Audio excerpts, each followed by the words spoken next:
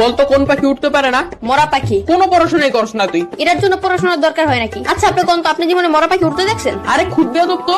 এই তোর নাম কি? কত গুরানকে মরা পাখি উঠতে পারে? এই তুই থাকুস কই? আমার বাসায় থাকি। বদমাইশ, তোর বাসা কই এটা জিজ্ঞেসি। না আপনি জিজ্ঞেসেন আমি কই থাকি। আজব তো, এবার কত তোর বাসা কই? আরে আমি যেখানে থাকি ওই জায়গায় আমার বাসা। তোর কিন্তু আমি মাইর দিমু। পড়া তো পারস না, আবার তেরামি করস। কেন কোন পড়া পারি নাই আমি? ওই দিন তোর একটা অঙ্ক জিজ্ঞাসিলাম, পারস নাই। কোন অঙ্ক পারি নাই ধরেন এখন। ধর তোর কাছে 20 টাকা আছে, তুই 10 টাকা তোর বন্ধুরে দিলি, তোর কাছে কয় টাকা থাকে? আপনি অঙ্ক বাদ দেন, আমি কে তুই বললো যে 10 টাকা দিয়া দিমু? এই যে কোথায় কোথায় বেয়াদবি করস, এত সহজ অঙ্ক ধরলাম তাও পারস না। কি পড়স তুই? শার্ট পরি, প্যান্ট পরি, গেঞ্জি পরি, জুতা পরি। ওই সার করতে হইব না, মাথায় জ্ঞান বুদ্ধি বলতে কিছু নাই তোর। আপনার চেয়ে বেশি আছে। আবার তেরামি করস। তার আমি কি? আপনি আমার বুদ্ধি পরীক্ষা করে দেখেন। তাইলে ক, সমুদ্রের মাঝখানে একটা লেবু গাছ থাকলে তুই লেবু কেমনে আনবি? বাজার থেকে কিনে আনবো। আর আমি বুঝাইতে চাইতেছি যে ওই গাছ থেকে লেবু কেমনে আনবি। ডানা দিয়ে উইরা উইরা। তোর তো ডানাই নাই, ডানা কি তোর বাপে লাগাইবো? সমুদ্রের মাঝখানে লেবু গাছকে তোর বাপে লাগাইবো?